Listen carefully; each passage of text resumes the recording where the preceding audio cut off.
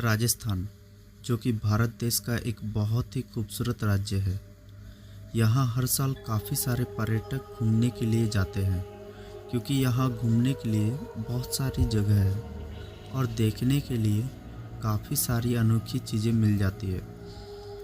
लेकिन उससे भी बढ़कर यहाँ के मंदिरें बहुत प्रसिद्ध है और इन्हीं मंदिरों में से एक मंदिर है सालासर बालाजी मंदिर, जो कि पूरे भारत के प्रसिद्ध मंदिरों में से एक है।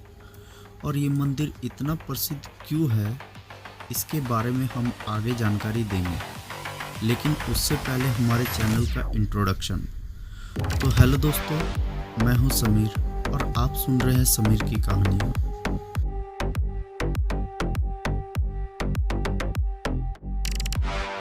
और आज की कहानी स्टार्ट करने से पहले आपको बता दें कि हमारे चैनल को लाइक और सब्सक्राइब कर दें, साथ ही साथ बेल आइकन को प्रेस कर दें ताकि हमारे आने वाले अनोखी और दिलचस्प स्टोरी का आप अच्छे से आनंद ले सकें और हमें कमेंट करके बताएं कि आपको हमारी कहानी कैसी लगी। तो दोस्तों, आज का टॉपिक है फैक्ट पर, जो कि श्री सालासर बालाजी मंदिर के बारे में है, जो कि मेहंदीपुर बालाजी के नाम से भी प्रसिद्ध है। और ये मंदिर राजस्थान के प्रमुख तीर्थ स्थलों में से एक है, जो कि राजस्थान के दौसा जिले में स्थित भगवान हनुमान जी को समर्पित एक हिंदू मंदिर है। ये मंदिर भारत में इतनी लोकप्रिय है कि हर साल दूर दूर से तीर्थ यात्री इस मंदिर में आते रहते हैं। यहाँ हनुमान जी को बालाजी के नाम से भी जाना जाता है और उनके मंदिर में सियाराम को समर्पित एक मंदिर भी है, जिसमें सियाराम की एक सुंदर मूर्ति है। माना जाता है कि मेहंदीपुर बालाजी मंदिर भक्तों को बुरी आत्माओं और परेशानी से बचाता है। यहाँ मेहंदीपुर बालाजी मंदिर में आने वाले भक्त बालाजी को बूंदी के लड्डू और भैरव बाबा को उड़द की दाल और प्रेत राज को चावल चढ़ाते हैं, जो उन्हें भूत प्रेत की बुरी आत्माओं से आज़ादी दिलाते हैं। यहाँ शनिवार और मंगलवार के दिन मंदिर में भीड़ बहुत ही अधिक मात्रा में होती है, क्योंकि ये दिन बालाजी के सबसे खास दिन होते हैं। तो चलिए आपको मेहंदीपुर बालाजी की पूरी कहानी और इनके क्या रहस्य है, उन सब के बारे में आपको बताते हैं। मेहंदीपुर बालाजी मंदिर में 3 देवताओं की पूजा की जाती है, लेकिन इस मंदिर में मुख्य रूप से हनुमान जी की पूजा की जाती है और इसके अलावा प्रेतराज और भैरव जी की पूजा की जाती है। माना जाता है कि मंदिर के इन 3 देवताओं का भूत प्रेत से संबंध है। कहा जाता है कि मंदिर में पूजी गई बालाजी की मूर्ति अपने आप प्रकट हो गई थी और फिर कहा जाता है कि इस जगह हनुमान जी की लीलाएं बचपन से ही शुरू हो गई थी। इसलिए इस मंदिर को मेहंदीपुर बालाजी के मंदिर के नाम से जाना जाता है। यहाँ भक्तों का मानना है कि इस मंदिर में बालाजी की शक्ति है, जो कि भूत प्रेत से ग्रसित फंसे लोगों को ठीक करती है। अगर आप भूत प्रेत और दुनिया के अलौकिक शक्ति को नहीं मानते हैं, तो आप भी इस मंदिर में जाने के बाद इन सब बातों पर विश्वास करने लगेंगे। आपको बता दें, इस मंदिर का इतिहास लगभग 1000 साल पुरानी है। यहाँ की मान्यताओं के अनुसार अरावली पहाड़ियों के बीच में भगवान हनुमान जी की मूर्ति स्वयं ही प्रकट हुई है। इसे किसी ने भी नहीं बनाया है। बताया जाता है कि जिस स्थान पर आज ये मंदिर स्थित है, वहाँ पहले घना जंगल हुआ करता था और यहाँ के पुजारी जी के पूर्वज बालाजी की पूजा करने लगे थे। यहाँ कहा जाता है कि बालाजी, भैरव जी और प्रेतराज जी तीनों भगवानों ने पुजारी जी के पूर्वज के सामने उनके सपने में आए और उन्होंने पुजारी जी के पूर्वज को अपनी पूजा और सेवा करने को कहा। इस घटना के बाद उन्होंने यहाँ के तीनों भगवानों की पूजा और सेवा करना शुरू कर दिया और राजस्थान में मेहंदीपुर बालाजी मंदिर को हनुमान जी की शक्तियों का गढ़ कहा जाता है और यहाँ की यात्रा बुरी आत्माओं को दूर भगाती है। इसीलिए हजारों श्रद्धालु हर दिन इस तीर्थ स्थल पर जाते हैं। मेहंदीपुर बालाजी मंदिर के दर्शन करना और यहाँ भूत प्रेत से पीड़ित लोगों को देखना आपको किसी हॉरर फिल्म की याद दिला सकती है। लेकिन यहाँ पे आने वाले कई भक्तों ने यहाँ आने के बाद अपने परिवेश में बदलाव का अनुभव किया है और यहाँ आने के बाद आपको कुछ पल के लिए अपनी पीठ पर ठंडक महसूस होगी। यहाँ आने के बाद श्रद्धालुओं को काफ़ी भीड़ का सामना करना पड़ सकता है, क्योंकि यहाँ बड़ी संख्या में श्रद्धालु आते हैं। आप चाहे किसी भी दिन बालाजी के इस मंदिर में दर्शन करने आ जाए, लेकिन आपको यहाँ हमेशा भीड़ ही मिलेगी। और आपको बता दें कि ये बात जानकर बड़ा ही आश्चर्य होगा कि जहाँ एक और भारत के मंदिर प्रसाद चढ़ाने के लिए जाने जाते हैं, वही मेहंदीपुर बालाजी मंदिर एक ऐसी जगह है जहाँ कोई भी प्रसाद नहीं चढ़ाया जाता है। जैसे ही आप मंदिर के परिसर में अपना कदम रखते हैं, छोटे विक्रेता आपको प्रसाद बेचने की कोशिश करते हैं। बता दें कि यहाँ आपको काली गेंद लेनी है, क्योंकि इससे मना करना अशुभ माना जाता है, क्योंकि ये गेंद खाने के लिए नहीं बल्कि इसे वहाँ के आग में फेंकना होता है। और यहाँ की मान्यता है कि जो भी भक्त यहाँ हनुमान जी के दर्शन के लिए आते हैं, उन्हें हनुमान जी हर संकटों से मुक्ति दिलाते हैं। और जो विक्रेता द्वारा दी जाने वाली काली गेंद को किसी के शरीर के चारों ओर से वार कर आग में फेंक दिया जाता है। इसके बाद संकट मोचन हनुमान जी से उनके सभी संकट को दूर करने का आशीर्वाद मांगा जाता है।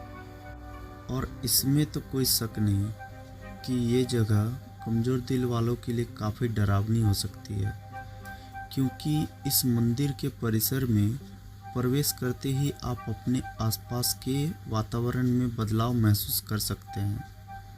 और इस मंदिर की वास्तुकला इसकी कहानी और विशेषता को दर्शाती है। मंदिर में आने के बाद आपको अपने आसपास नकारात्मक जरूर महसूस होगी।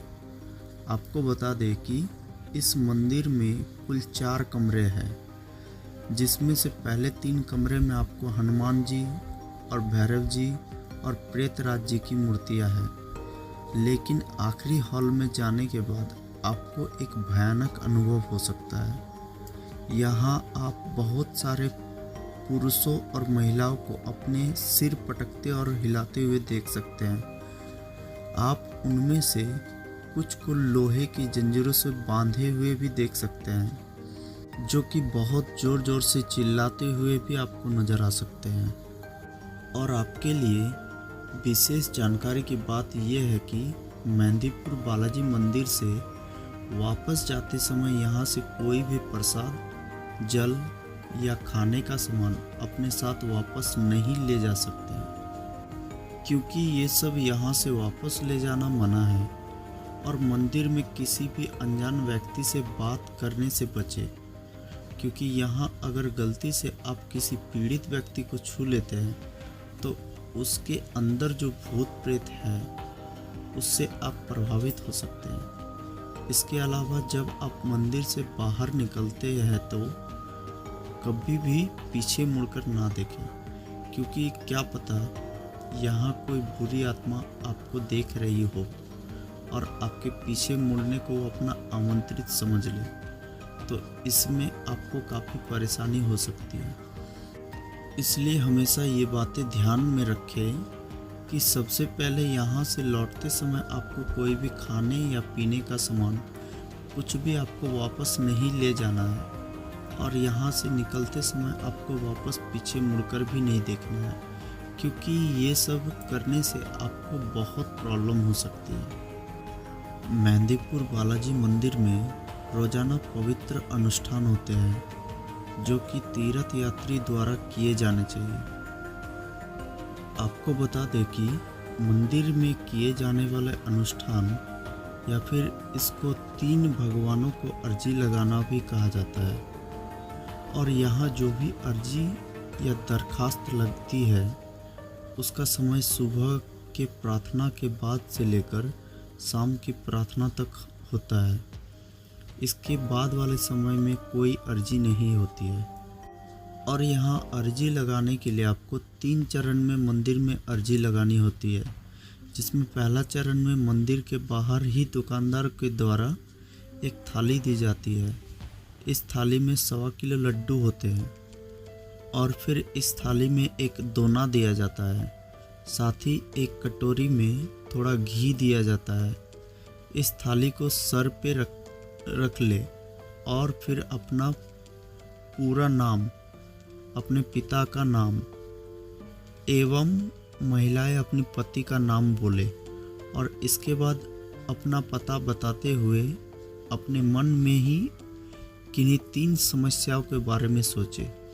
और ध्यान रहे इस दौरान सिर्फ 3 समस्याओं के बारे में ही सोचे। बालाजी महाराज के सामने पहुंचने पर अपनी थाली वहां के पुजारी को दे दे। पुजारी जी अपने थाली से कुछ लड्डू और थोड़ी सी घी निकाल के वहाँ के हवन में डाल देंगे और आपकी थाली में सिर्फ 6 लड्डू छोड़े जाते हैं। ये सब होने के बाद आपको मन में फिर से वही 3 समस्याओं के बारे में ही मन सोचते हुए बालाजी के सामने दरखास्त करनी है कि ये 3 समस्याओं से बाहर निकल पाए। और आपको वापस दुकानदार के पास जाना है और वहाँ पर थाली में बचे 6 लड्डू सहित उस थाली को दुकानदार को वापस दे देना है। इसके साथ ही आपका पहला चरण समाप्त हो जाएगा। दूसरा चरण में एक बार फिर आपको दुकानदार के पास जाना है और आपको थाली लेनी है। इस बार आपको 2 थाली दी जाएगी, एक में उबले हुए उड़द तथा दूसरे में उबले हुए चावल होंगे। और पिछले बचे हुए 6 लड्डुओं में से 2 लड्डू दोनों थाली में रख दें। बाकी बचे हुए लड्डू अर्जी लगाने के बाद आपको वापस मिल जाएंगे। और इन 2 थाली को लेकर आपको भैरव जी महाराज के दरबार में जाना होगा। यहाँ पहुँच के उड़द की थाली को पुजारी जी को दे दें और पुजारी जी इस थाली में से लड्डू और थोड़ी सी उड़द निकाल के हवन में डाल देंगे। और फिर से आपको यहाँ पे वही 3 समस्याएं आपको अपने मन ही मन दोहराना है।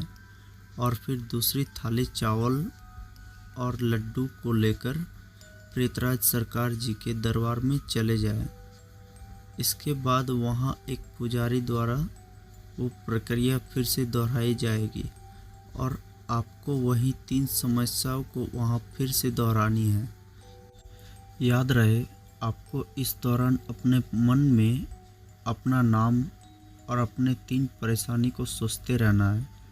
और फिर बाहर आने के बाद एक खाली जगह में जाके अपने थाली के सारे बचे हुए सामान को अपने में से 7 बार वार के और फिर अपने पीछे गिरा दे। याद रहे इस दौरान आपको पीछे मुड़कर नहीं देखना है। यहाँ से आपको सीधे दुकानदार के पास चले जाना है। आपको दोनों थालियों को दुकानदार को दे देना है। उसके बाद वो दुकानदार आपको 2 लड्डू देगा और इस लड्डू को आपको ही खाना है। लड्डू खाने के बाद आपका दूसरा चरण समाप्त हो जाएगा। इसके बाद तीसरा और आखिरी चरण, जिसमें आपको अर्जी लगाने के लिए दुकानदार के द्वारा आपको एक दोना दिया जाएगा, जिसको लेकर आपको फिर से लाइन में लगकर बालाजी सरकार के पास जाना है।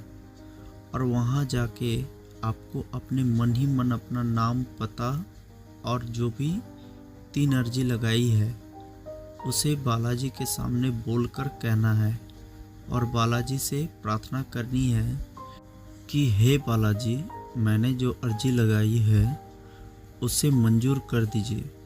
और फिर ये सब बोलते ही आपकी अर्जी वहाँ लग जाएगी और आपका तीसरा चरण भी वही समाप्त हो जाएगा।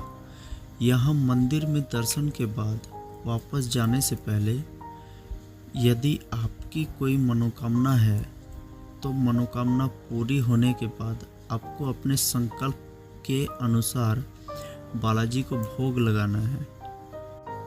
आप किसी भी मंगलवार या फिर शनिवार को भोग लगा सकते हैं और मेहंदीपुर बालाजी मंदिर 24 घंटे खुला रहता है, जहां भक्त किसी भी समय दर्शन के लिए आ सकते हैं।